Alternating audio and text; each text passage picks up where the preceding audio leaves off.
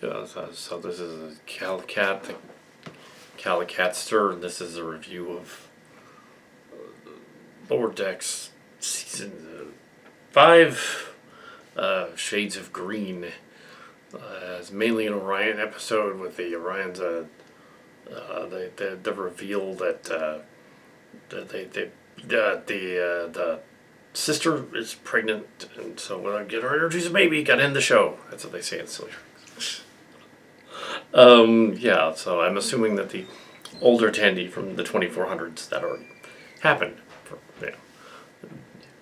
She's not pregnant, the sister is. I'm assuming that she helped raise it at some point. But yes, yeah, they go on a sail barge race similar to the DS9 one and the Starship race one on Voyager. There was a Voyager one like that. The Voyager one was loosely based on a Pocket Books novel, The Great Starship Race. So, yeah.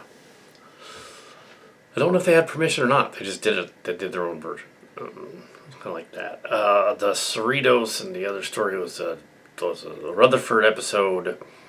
And T'Lyn, the Vulcan, finishes the shuttle. Wasn't supposed to, and then yeah. So he's building a shuttle. They're on a planet. Boimler and Beckett are on a planet. That is has joined the Federation and doesn't use money anymore. So they're getting rid of their money and stuff. So they're like elitist capitalist terrorist guys running around, which is hilarious and topical. But that's kind of amusing. What they fail to realize that usually the elitists use the uneducated and dumb to do their bidding for them, not realizing that they're not going to get any of that, and in an actual uprising of that type, the elitists will be the first to be turned on, not the people who don't have any money. Anyway, so yeah, that's where the money is. They're not going to go after the poor. It wouldn't make sense. Yeah, so movies like The Purge, that doesn't make sense. Because that would be the last thing they would do. They would go after the mansions, the rich stuff.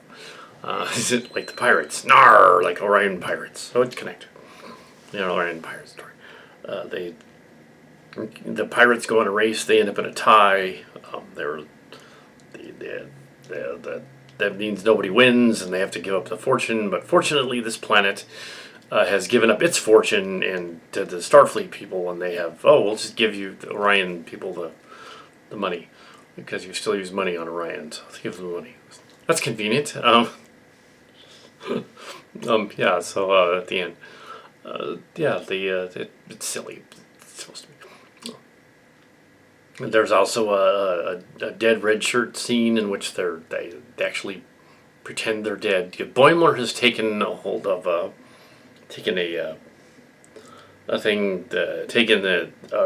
pad from the other timeline, the other Boimler's timeline's pad, and he's been reading it.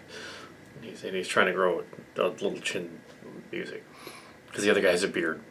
I don't know, but Tendi shows up at the end and rejoins the Cerritos. But the Vulcan lady, sensing that Boimler was sad that he finished the shuttle, she wrecks it again. So that Yosemite shuttle that's been sitting there the whole time keeps getting wrecked and rebuilt and wrecked and rebuilt. Well, it's a gag.